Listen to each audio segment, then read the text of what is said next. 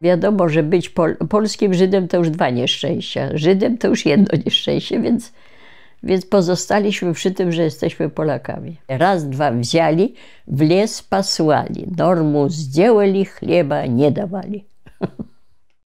Maria Borkowska-Flisek. Flisek po mężu to jest zrozumiałe, a Maria Borkowska prawdziwie od urodzenia. Urodziłam się 1 listopada 1933 roku w Częstochowie.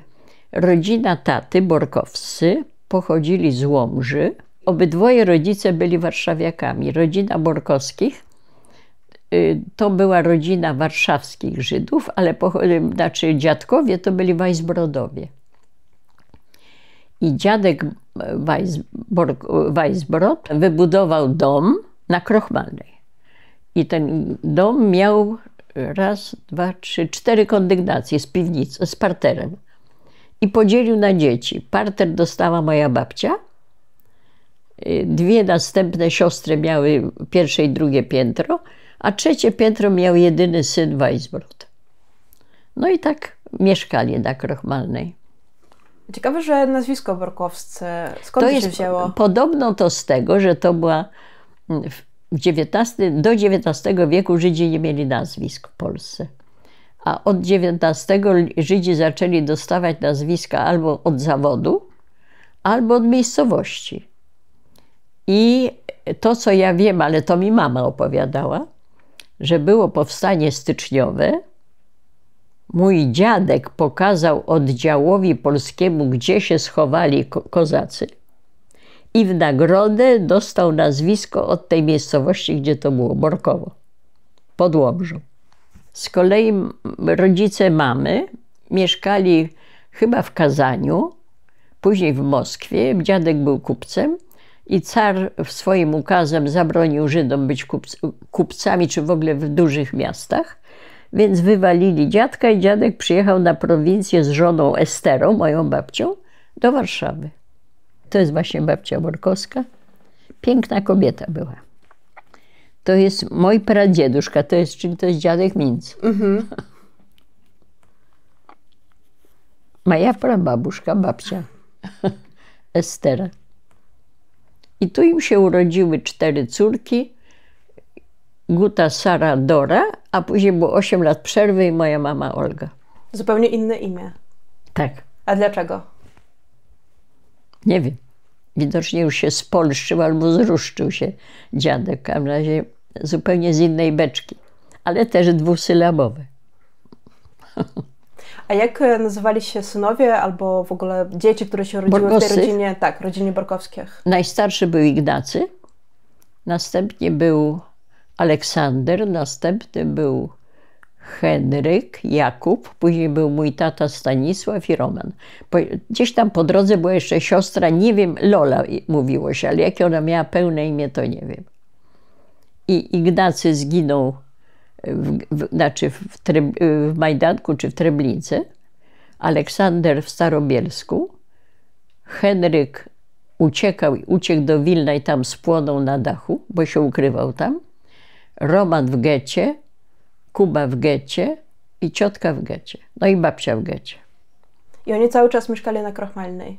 Nie, no bo dzieci dorosłe się rozlazły po różnych ulicach. Na Krochmalnej mieszkała babcia. A pamięta pani, który to był numer na Krochmalnej? Wiem, że przez płot mieszkał Izak Zinger.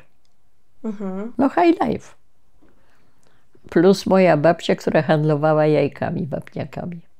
Piwnica cała była zawalona tymi jajkami. Mama się śmiała, że tata powinien nie znosić jajecznicy ani nic. Ale moja babcia Borkowska miała willę w Piasecznie. Ta willa to była drewniana, to było w ogóle takie przedwojenne, daczowe, od słowa dacza, budownictwo. I tam się Borkowscy co latem zjeżdżali. Tata, póki był młodym, jeszcze jako uczeń, to robił w konia, tak się mówi po polsku, swojego najstarszego bratanka, tego Miecia, który był z nami.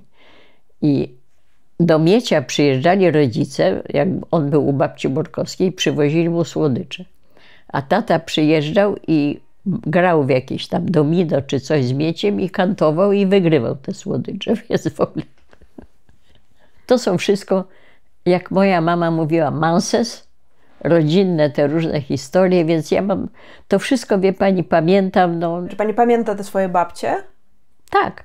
A jakie były? Wie pani, no ja pamiętam, może mi się wydaje, że ja pamiętam, bo ja jeździłam, kilka razy byłam w Warszawie z rodzicami. No były bardzo różne. Babcia Borkowska to była Herod-baba i tak jak mi kuzyn opowiadał, że to była babcia, 6 synów miała, to jak można było być nie Herod-babą? Trzymała ich za mordę i później, kiedy oni się już pożenili i tak dalej, babcia wyznaczała na przykład, że dziś w piątek będę u ciebie na obiedzie. I tak mi kuzyn opowiadał o tym mieć, a więc no dobrze, jak ten stryjek nie mógł być w piątek. Marysiu, co to znaczy nie może być? Babcia przyjeżdża. To żeby pęknąć, to trzeba być, bo babcia przyjeżdża. To była straszna Herod-baba i w czasie wojny to ja pamiętam, że między nalotami biegała między wnukami i przynosiła gęsi smalec topiony.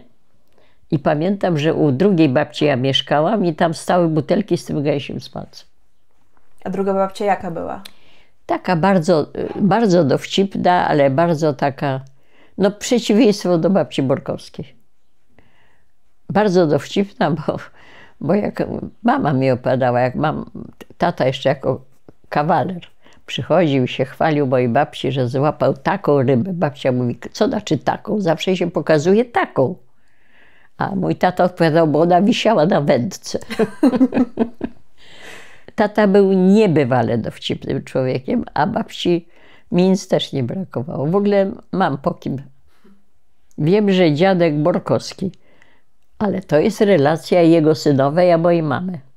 Tak. Że był leniem patentowanym, że chodził na modlitwy do synagogi, tam przez cały dzień przesiedział. A cały biznes strzęsła babcia Borkowska i utrzymywała. A o dziadku Micu to właśnie bardzo mało wiem.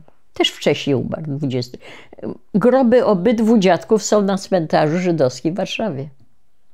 I co jeszcze w rodzinie się opowiadało o tej krochmalnej, o tym życiu ojca? Proszę pani, mówiło się, ale to już miałam z ust mojej mamy, która mieszkała pierw na Gęsie, a później na Nowolipiu, że na krochmalnej byli sami złodzieje i tragarze.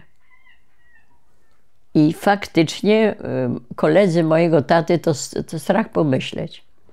Wiem tylko, że taką scenę mama mi opowiadała, że ci krochmalniacy okradli teścia mojego stryja. I ta okradziona, czy coś, przyszła do mojej babci, mówi, pani Borkowska, jak to jest? Wasi okradli mojego tam syna.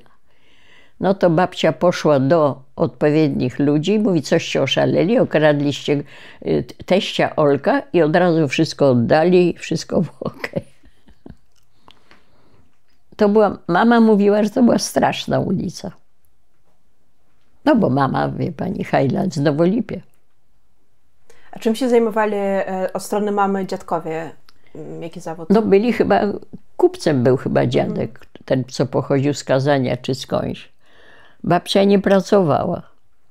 A później jak im się urodziły te córki, to dwie starsze skończyły szkołę dentystyczną i później pojechały, a jedna skończyła, bo i mama, i jedna z sióstr skończyły gimnazjum pani Kaleckiej. To jest gimnazjum dla dziewcząt żydowskich. Tam robiło się maturę. I o dziewczętach z tego gimnazjum pisał Józef Hen, że najpiękniejsze dziewczyny w Warszawie to były od pani Kaleckiej. No i mama zrobiła maturę, a w międzyczasie tata poszedł do gimnazjum rosyjskiego, oczywiście, bo tylko rosyjskie były. Tam uderzył go nauczyciel w twarz, tam z jakiegoś, bo tata był strasznie niepokorny. To tata zdjął pasa z munduru gimnazjalnego i stłukł nauczyciela. W wyniku tego tata z wilczym biletem wyleciał z gimnazjum, a wtedy przyjmowano z wilczymi biletami uczniów do szkoły zdobnictwa artystycznego. I mój tata poszedł tam i tam zrobił maturę. Wszyscy koledzy mojego, 3, koledzy mojego taty, których ja znałam, to byli Żydzi. I nie mogę się rozeznać, czy to była szkoła dla Żydów, czy to była klasa żydowska, czy taki przypadek, że mój tata miał kumpli żydowskich. Nie wiem, czy pani słyszała takie nazwisko Kuba Rotbaum, bo oni się kolegowali z moim tatą. Proszę brać, że w 1947 roku on przyjechał z Francji do Polski, tak z wizytą, znalazł mamę i przyjechał do nas tu, do Gdańska. Ponieważ siedział 3 tygodnie, to w rewanżu zrobił portrety zaczynam od siebie, mojej mamy, mojej cioci, mojej kuzynki i męża kuzynki. I to są jego, Kuba Rotbaum namalował te obydwa portrety. No i po ukończeniu tej szkoły tata poszedł na Politechnikę Warszawską i tam skończył Wydział Mechaniczny i został inżynierem. Nie miał żadnych problemów jako Żyd, żeby tam się dostać? Ja nie wiem, ale przynajmniej to, co mi wiadomo. No i pobrali się, nie wiem jak poznali się gdzieś w tych studenckich. Ślub był oczywiście religijny, dlatego że nie było wtedy w Warszawie możliwości cywilnych, chociaż tata od urodzenia był ateistą, no i mama też właściwie. I jak się pobrali, to tata dostał pracę w fabryce niemieckiego Żyda. Fabryka się nazywa Stradom i mieściła się w Częstochowie. I tam tata z mamą pojechali, tam mieszkali na terenie fabryki i tata był kierownikiem warsztatów. Straszny mam to, mówię po polsku, bardak w tych zdjęciach, bo one wszystkie były kiedyś elegancko poprzyklejane. I tu jest na przykład zdjęcie przedwojenne, tu moja mama w takim turbanie na głowie i tata siedzi u góry. I gdzie to zdjęcie jest zrobione? Gdzie oni są? W Częstochowie. W Częstochowie. Jeszcze mnie nie było na świecie chyba. Czyli mama jest tutaj, tak? Na tym zdjęciu? W turbanie, taka no, uroda niebanalna, że tak powiem. Niebanalna, tak. Jest taka śniada, tak? Znaczy śniada, tak. Ja też zresztą byłam śniada. Tata później, już będąc w Częstochowie, wystąpił z gminy żydowskiej i tata już nie, znaczy ani mama, ani tata nie mieli z religią, że tak powiem, żydowską, mojżeszową nic wspólnego. To jest moja metryka urodzenia. Ona się trzyma na słowo honoru. Tak, będę właśnie ostrożnie. I to jest właśnie Urząd Stanu Cywilnego Wyznania Chrześcijańskich w Częstochowie. Skąd pochodzi Warszawa, gdzie się urodził Częstochowa? Maria Borkowska, 1 listopada 33. Olga z Mińców. Czy oni byli aktywni politycznie? Nie. Znaczy chodzili w pochodach podobno, pepesowskich. Sprzyjali życiu, bo taka była organizacja lewicowa, ale politycznie się nie angażowali. I także ja rosłam w ateistycznej atmosferze. No właśnie, czy pani rodzice mówili w jidysz? Nie. To znaczy znali jidysz, tak jak mieszkali w tym środowisku, żyli, ale ich ojczystym językiem de facto był polski albo rosyjski. Więc można powiedzieć, że byli wielojęzyczni. Ale te wszystkie powiedzonka, mitgance familie, ja wiem, takie różne, to mama używała i jak w życiu codziennym byłyśmy już we dwie, to mama używała tego i ja przesiąkłam. Niektóre powiedzonka się bardzo podobały mojemu mężowi i używał to na przykład jak taki chojrak. Agance ja ciebie dam. I mojemu mężowi się to tak podobało, jak takie agance ja ciebie dam, szmodruch. Takie wyrażenia, które ja przesiąkam od mamy i tak już mi to zostało. Babcia mówiła w jidysz. Babcia Borkowska była polskojęzyczną, ale chyba siedząc na krochmalnej nie mogła znać angielskiego, tylko też jidysz. Wybuchła wojna, no i tu się zaczął dramat. Znaczy przed wojną, tuż przed wojną, tata odprawił mnie i mamę do Warszawy. No bo miasto nie do zdobycia miało być. I mieszkałyśmy u babci Minc. Ciekawostka, babcia Minc mieszkała na pierwszym piętrze, a wtedy była taka wersja, że bombardowania przez kim wyższe piętra, do niższych nie dojdzie. I wszyscy Żydzi, a to było dziennikarze, to wszyscy Żydzi zjechali do mojej babci. Ja pamiętam takie scenki, jak jeden Żyd był w Tałesie, stale się modlił i ja spytałam mamę, mamusiu, dlaczego ten pan stale w ręczniku siedzi i ma pudełeczko na głowie. A był taki pan, który stale kroił cebulę i ja takie scenki, wie pani, rodzajowe, jakie ma 6-letnie dziecko mogło zapamiętać. Tata uciekał na wschód, po drodze dostał, ja mam taką wersję, w szoku nerwowego, także leżał w rowie, nie poznawał ludzi i znaleźli go znajomi, którzy uciekali furmanką. Wzięli go ze sobą i wylądowali w Białymstoku. Tam już tata stanął psychicznie na nogi i przysłał przewodnika opłaconego do nas, do Warszawy, po mnie i po mamę. W międzyczasie tata przejechał do Lwowa. Tam znalazł pracę jako jakiś tam kierownik czy coś w fabryce Ukrkommunenergostroj. A myśmy, ten przewodnik przyszedł i myśmy z mamą uciekały przez zieloną granicę. Pamiętam pewne sceny z tej ucieczki. Proszę opowiedzieć. No nie, no jak wszyscy tam, wie pani, jak się zbliżali ci pogranicznicy niemieccy, no to ten przewodnik kazał się kłaść na ziemię. Wszyscy się kładli, a najszybciej, najbardziej ja, która byłam najmniejsza i najbardziej niezauważalna. I później znaleźliśmy się w Lwowie i tata nas już tam powitał i mieszkaliśmy na ulicy, przy ulicy Sykstuskiej u Żydówki, która miała na nazwisko Proch, pani Prochowa. Jeszcze po drodze w Lwowie tata spotkał na ulicy swojego bratanka, wziął nas do siebie i już nas było 4.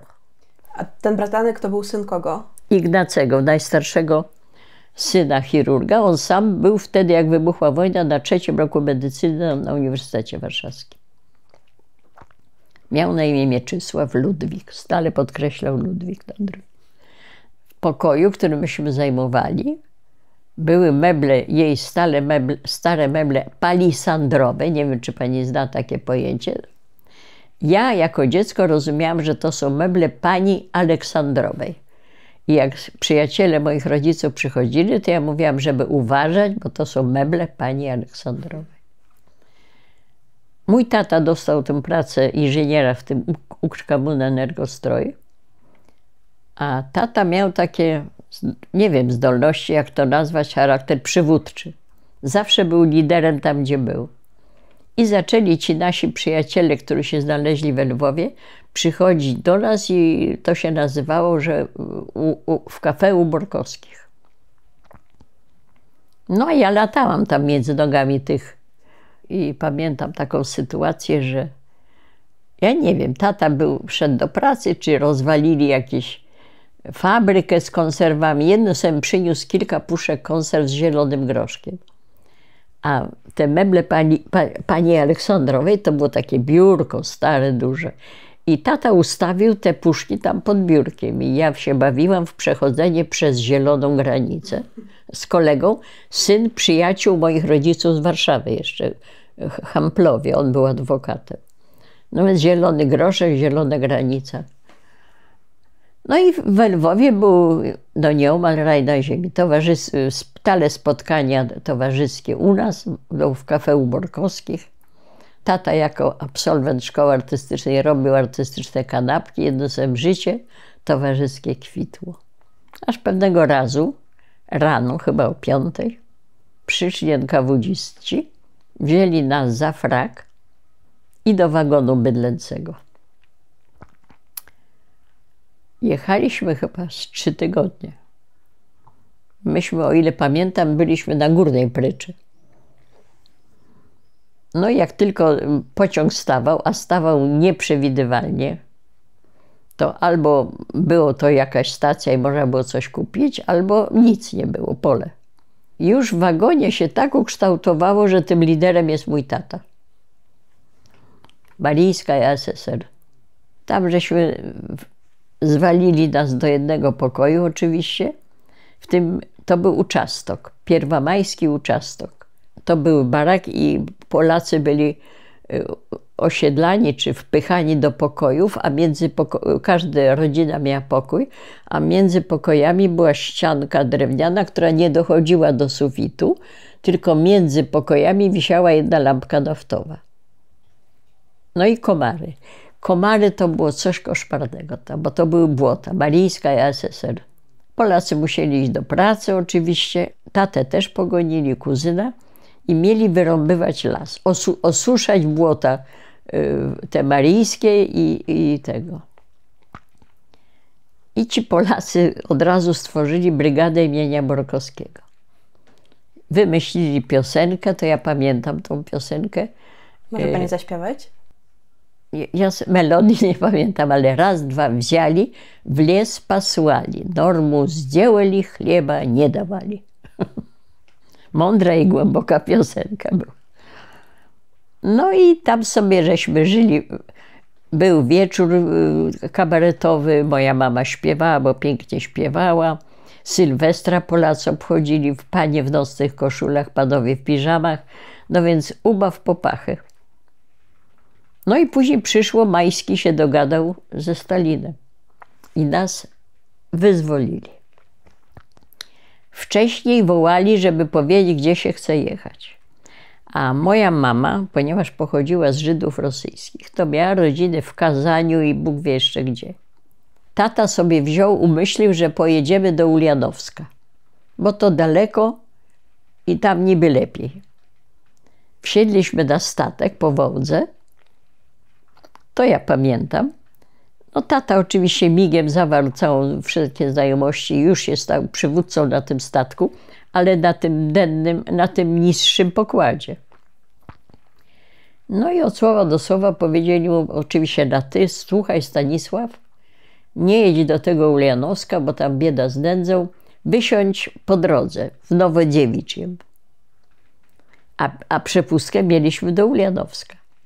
I jak nas ten konduktor, czy kto tam, kontroler, pytał o przepustki, tata rżnął głupa, że nie zna ani słowa po rosyjsku i krzyczał zaraz, zaraz. Ten się wkurzył, mówisz to za zaraza i tak dalej. No ale w końcu udało nam się wysiąść w pół drogi nad Wołgą, bo statkiem to było Nowodziewicze. I nie wiem jak, stamtąd pojechaliśmy, ktoś nam pomógł, nie wiem, do wsi Nowej Tukszum. I tam byliśmy jedynymi Polakami. A gdzie ta wieś się znajdowała? Co to jest za obwód? Kujbyszewska wszystko. No i tam poszłam do pierwszej klasy, ni w ząb nie znając języka rosyjskiego. Jakoś tak się stało przy mojej genialności, że byłam pierwszą uczennicą w klasie. No i tam fajnie było, bo wie pani, myśmy byli jedyni. To i kołchoźnicy nam trochę pomagali. Tytoń hodowali moi rodzice na działce w kołchozie. Suszyli i pamiętam wieczory przy lampie naftowej kroili to i w gazetę. I to się, w Izwiestia to się rwało tak, a Izwiestia i te drugie... Prawda? I Prawda się tak rwały, albo odwrotnie. I robili takie harmonijki i palili wszyscy, tylko ja. Ja nigdy nie paliłam w życiu. Przychodzili do nas, na przykład pamiętam taką scenę, jak otwierały się drzwi, Stanisław pakarzy zażygałku, bo tata miał zapalniczkę. Poza tym ja jechałam z Lwowa z takimi książeczkami jak Lokomotywa, nie wiem czy pani zna przedwojenne wydanie, takie poziome, Lokomotywa, Ptasie Radio i Rzepka Tuwima. No i z obrazkami, no to oni patrzyli na to, jak wie, to było też smutne wszystko. A to była taka biedna wieś? Biedny kołchoz? Niby nie, ale w klasie mnie bardzo fajnie traktowano. Uczyli mnie literek. No ja miałam o tyle jeszcze jako Polka łatwiej, że w domu pomagano mi, no bo przecież mama i tata mieli matury rosyjskie, więc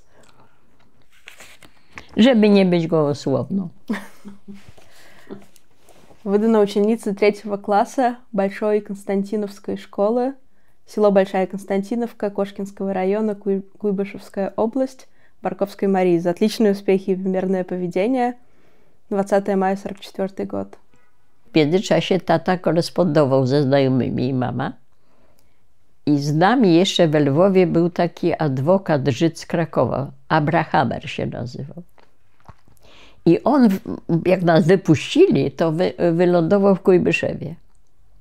Poszedł tam do ambasady i powiedział, że taki talent organizacyjny i takie tego marnuje się w takim zadupiu, mówiąc dzisiejszym językiem. No i tatę ambasada ściągnęła za Sikorskiego na stanowisko dyrektora Domu Inwalidów i Sierot Polskich. Ściągnęła do innej wsi, do wsi Balszaja Konstantinowka w tej samej oblasti. I już tam tata zaczął organizować Dom Sierot i Inwalidów Polskich. To znaczy przyjeżdżali ci różni Żydzi, no tak się składało, że to w większości Żydzi, chociaż byli Polacy. No sieroty. Sieroty to były dzieci, które były ze wschodnich ziem, wyrwane z domu, wywiezione, a wcale nie były sierotami, bo one miały rodziny tutaj. Z Syberii przyjeżdżali Żydzi bez nóg, bez rąk, pomarznięci, to różne było towarzystwo. To jest wszyscy Polacy, którzy w tym kołchozie byli. Ja tu jestem gdzieś na końcu. To jest Żydówka Rena Weidenfeld, Irka Sienkiewicz. Było 5 czy ileś Żamojdzinych, to byli polscy Białorusini.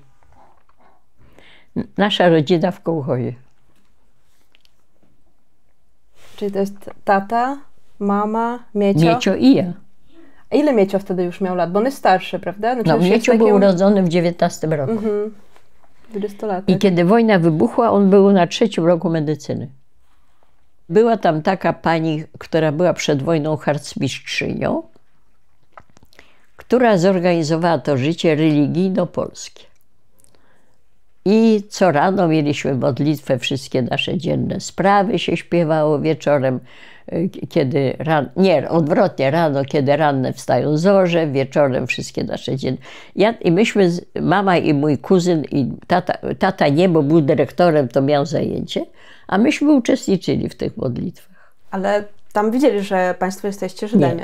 Nie, bo już wtedy nie, bo Borkowski, kto by myślał, że Borkowski to Żyd. Ale wcześniej nie ukrywaliście tego, że jesteście rodziną tylko tak żydowską. się stało, niejako automatycznie, że nikt nie myślał, że my jesteśmy Żydami. I ponieważ tata był bardzo zorientowany politycznie, mama też, to uznali, że to będziemy ciągnąć. Bo wiadomo, że być polskim Żydem to już 2 nieszczęścia, Żydem to już 1 nieszczęście, więc pozostaliśmy przy tym, że jesteśmy Polakami. A to jestem ja w kołchozie imieni Kłarecetki. No ślicznie pani wygląda. No ślicznie. Pani nie miała ciemnych włosów. Nie, ja zawsze byłam blondynką i czarne brwi miałam. Jak byłam w szkole, kiedyś nauczycielka wzięła, pośliniła palec i zaczęła mi po brwiach jeździć. Czy ja się tak odsłoniłam i mamę wzywała, dlaczego ja się maluję. Do 1943 roku, kiedy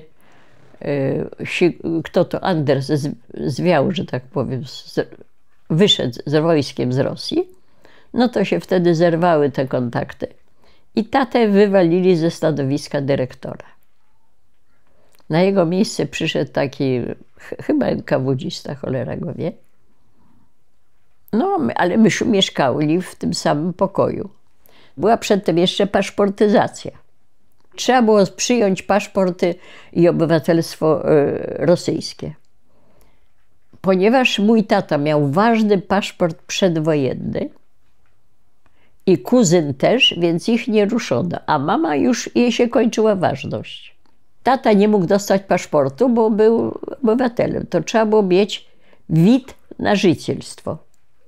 I tata był wezwany do rejonu po ten wid na życielstwo. Pojechał i więcej go nie widziałam. I tutaj są te nazwiska. To dosicieli? Так. Поводом для его ареста послужили показания польского гражданина Бельфера о принадлежности Барковского к польской разведке, а также показания граждан Семетицкого, Жилинского, Wedera, Worabczuk, Sigdy. Worabczuk to ona, a Weder to był polski Żyd. Tam mieszanina narodowościowa do nosicieli. Sigdy i Jesiuka о проведении Барковским антисоветской пропаганды. Rano przyszli do nas z rewizją.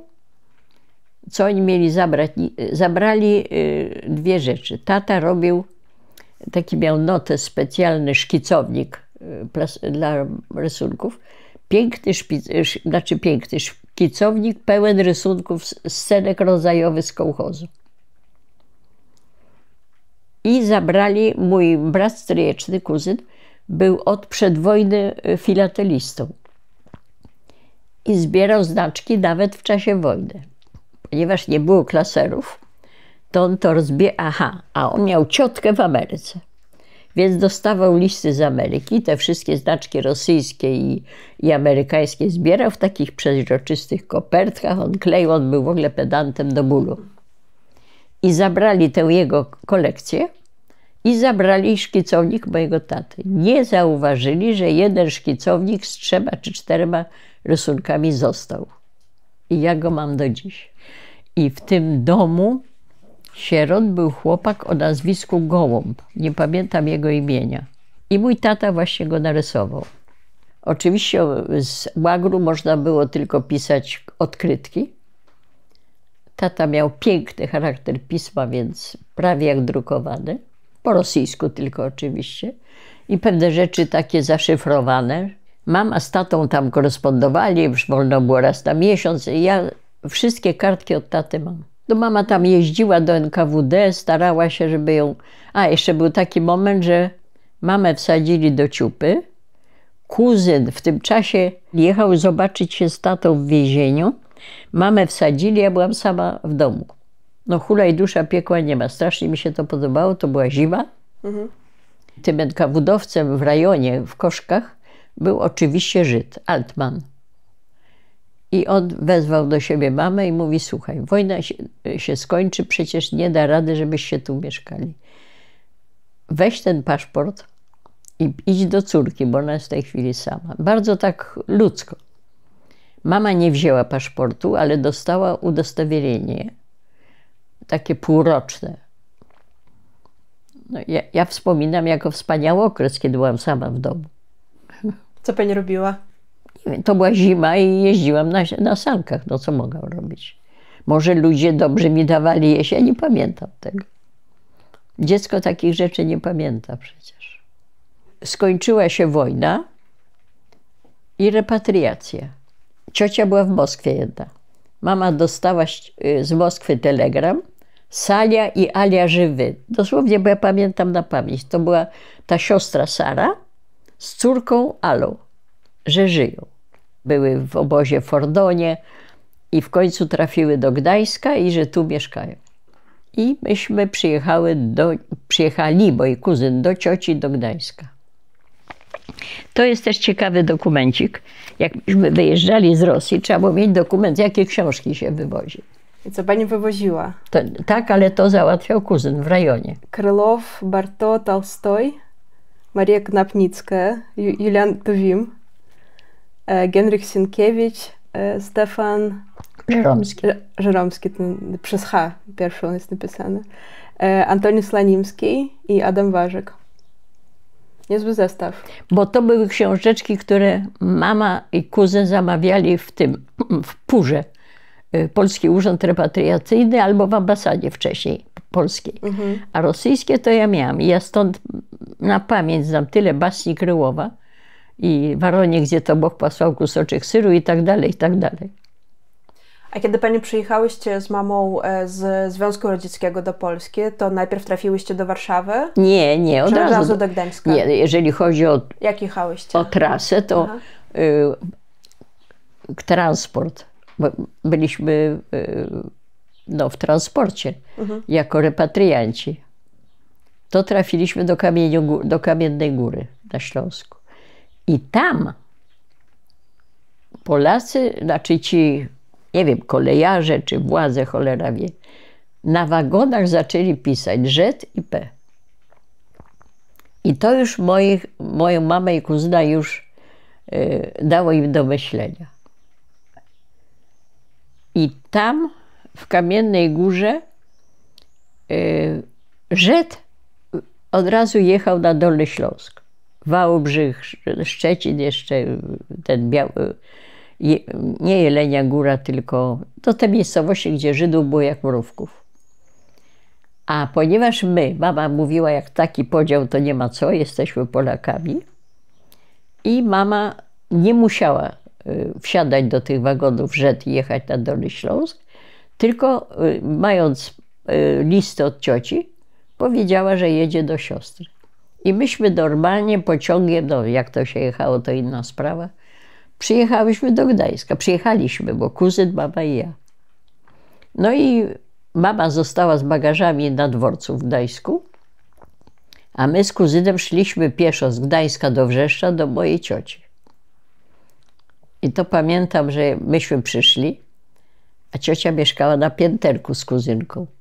No i myśmy przyszli, zadzwoniliśmy i ciocia pyta, kto tam, a ja bardzo inteligentnie odpowiedziałam, my. Ciocia mówi, kto my? No my. I w końcu ciocia zorientowała się, że to ja, zeszła do płacz i tak dalej. A proszę jeszcze powiedzieć, co się stało z tymi, którzy zostali z Państwa rodziny w Polsce, w Warszawie? Wszyscy zginęli. Wszyscy zginęli. Uratowali się tylko ci, co byli w Moskwie. Czyli dwie siostry. Dwie siostry i pełno kuzynów w Kazaniu i nie w Kazaniu. Mam strasznie dużo rodziny w Rosji. Czyli zginęła babcia, mama ojca? Dwie babcie. Jak one miały na imię? Estera Minc i Ewa Borkowska.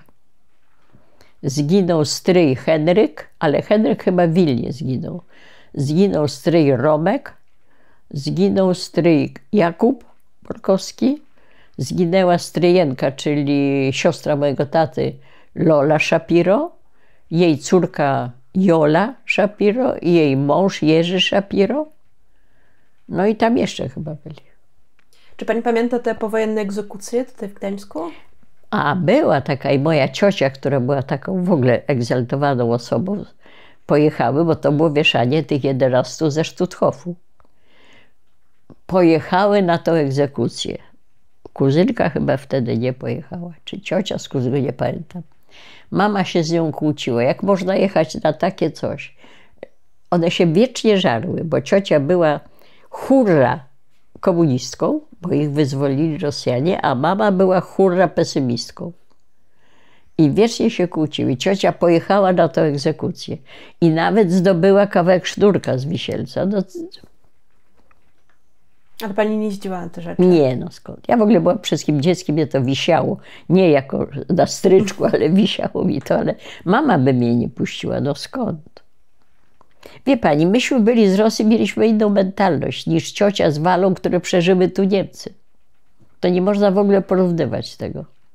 Chodziłam do szkoły, poszłam do 6. klasy, bo 5 klas skończyłam w kołchozie. Na początku wychowawczyni mnie uczyła polskiego. Ja mówiłam w domu cały czas, ale z pisaniem to było nie bardzo. I ona za darmo, bo mama nie miała pieniędzy, uczyła mnie taka pani Rusieniakowa. Ale szybko mnie przestała uczyć, bo stwierdziła, że za dobra jestem. Na samym początku była religia, ja poszłam. Poszłam na tą religię i była zakonnica, uczyła. I na pierwszej czy drugiej lekcji powiedziała, że Żydzi oszukują, kłamią i zabijają. I żebyśmy to sobie zapisali. Ja z tym zeszytem przyszłam i mamie, bo ja wiedziałam, że jestem Żydówką. To nie było istotne, ale wiedziałam, że jestem Żydówką i Polką i tak dalej. Pokazałam to mamie i jak mama to przeczytała, to biegiem ze schodów i pokazała to mężowi mojej kuzynki. A mąż mojej kuzynki był partyjny, jeszcze przedwojenny komunista, do tego jeszcze wojskowy. Gdzieś poleciał i zakonnicę gdzieś sprzątnięto. Także jak ja wróciłam znów do szkoły, już nie było tego, tej religii, tej zakonnicy. Ale w szkole też widzieli uczniowie, że pani jest Żydówką. Nie wiem, ale że nie chodzę na religię. Aha. Ale jakoś pani dokuczali, czy? Nie, nie miałam tego. Ja pani mówię, że moim takim alibi to było to, że ja byłam bardzo dobra uczennica. I podpowiadałam. Jeszcze takie ciekawe zdarzenie miałam, jak chodziłam do powszechnej szkoły. Moja uliczka, piękna uliczka we Wrzeszczu, dochodzi między taką rzeczką, a Mickiewicza, a przy Mickiewicza stoi kościół. I moja uliczka dochodziła, z jednej strony na rogu był kościół. I Wielkanoc była, zbliżała się i były te różne nauki szkolne i tak dalej. I nagle koleżanki przestały się do mnie odzywać i bawić się ze mną. Ja miałam bardzo bliską przyjaciółkę jedną. I ja mówię, co jest? A, bo przecież Żydzi zabili Chrystusa. No ja już nie mówię, że akurat przypadkiem ja nie zabiłam, ale to już nieważne. No i ja sobie skakałam i nagle widzę, wszystkie dziewczyny z mojej klasy naprzeciw mnie idą od strony kościoła, a ja skaczę na ulicy z tą skakanką. Przyszły mnie przeprosić, bo ksiądz powiedział, że nieprawda, że Żydzi zabili Chrystusa.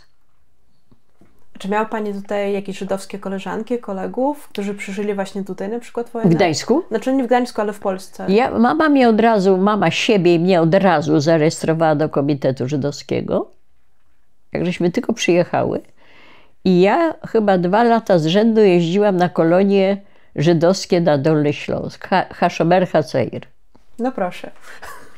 No więc i tam nas uczono, bo ja przyjechałam. No i pani, to czysta komedia. Tam były takie ćwiczenia i kilka nocy trzeba było spędzić w szałasach. Były takie oddziały wspólne, atriady męsko-damskie, chłopięco-dziewczęce. I trzeba było, taki atriad musiał zbudować sam szałas. No i tak, był podział na wiekowe grupy. I później ta komendantura, czy tam, ja wiem, zarząd sprawdzał szczelność tych szałasów, lejąc wiadro wody na szałas. No nasz był tak zbudowany, że wszystko pływało tam w tym szałasie. Z tym, że chłopcy byli po jednej stronie szałasu, dziewczynki po drugiej, podzielone taką ścianką z igliwia i tak dalej. Ale to był taki obóz 3-4-dniowy, bo w ogóle byliśmy w pokojach. I tam były te ćwiczenia wojskowe. Ja wróciłam z tego obozu i mama mówi, do czegoś się tam, co tam było. Ja mówię, jak chcesz, to ja ci mogę pałką raz, 2 rozwalić łeb na kawałki. Mama mówi, ja to się cieszę, że cię wysłałam na ten obóz, że pałką mi rozwalisz łeb na kawałki. Bo tam nas uczono taką, ja pamiętam ten ruch, że się pierw pod brodą, później z góry. No takie ćwiczenia, bo to było przygotowanie do wojska, do wojny. Kiedyś skompromitowałam mamę, bo tu były później w Gdańsku, tu był komitet żydowski na takiej ulicy Konopnickiej. I w tym komitecie zawsze latem robiono półkolonie dla Żydów. Dla mnie było półkolonią, a dla dzieci z Polski były koloniami. Także ja tam dochodziłam. Pamiętam, był taki chłopak z Krakowa czy skądś, wkurzał mnie strasznie. Ja powiedziałam do niego parszywy Żyd.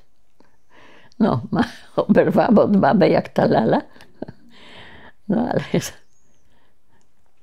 Bo pani się uważała za Polkę? Nic za nic się nie uważałam. Za dziewczynkę Za dziewczynkę. Za Marysię. Ale wiedziałam, że jestem Żydówką, wiedziałam, że jestem niewierząca. Wszystko to wiedziałam, ale też wiedziałam, że Polacy mówili, chciałam mu jakoś dojechać do żywego. A był faktycznie taki, był takim chucpem, miał taką żydowską. To jest cecha. No, powiedzmy sobie szczerze, że są takie cechy. Czy mama nie myślała, żeby wyjechać z Polski z panią? W 46 po Nie, Kielcach? wtedy już nie, bo mama czekała na tatę.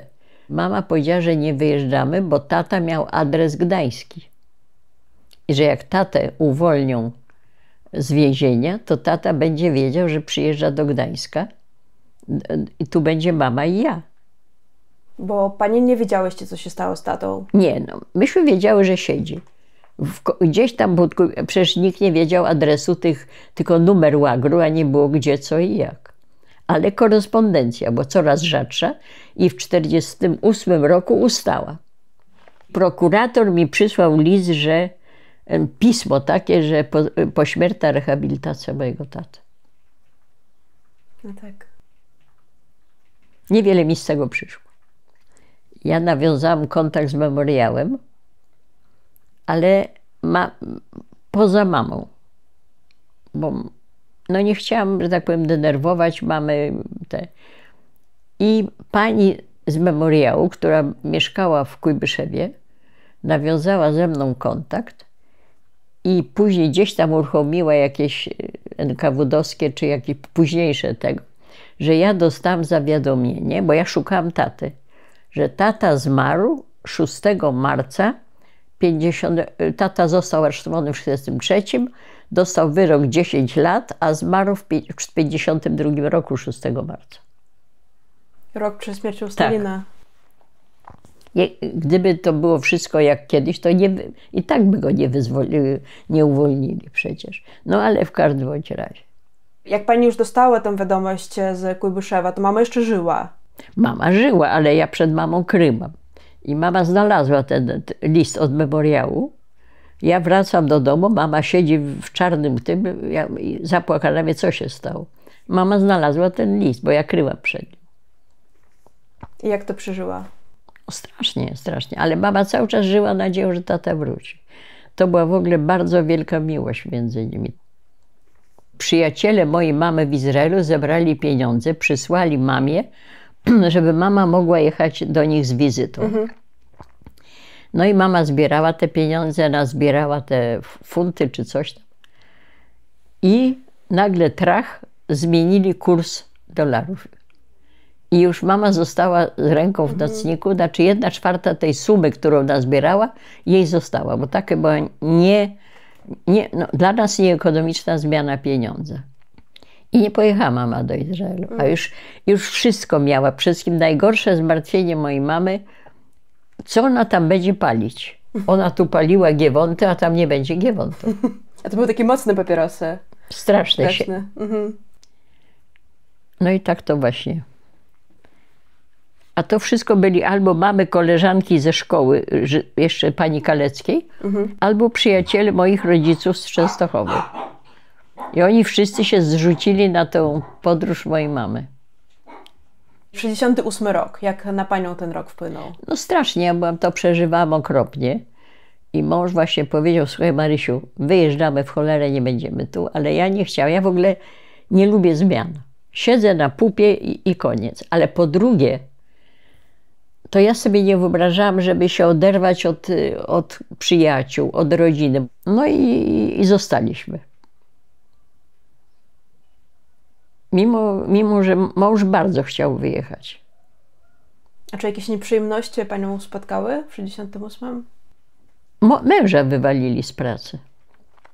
Ja pani mówiłam, że mnie nie. Później miałam takie też sytuacje.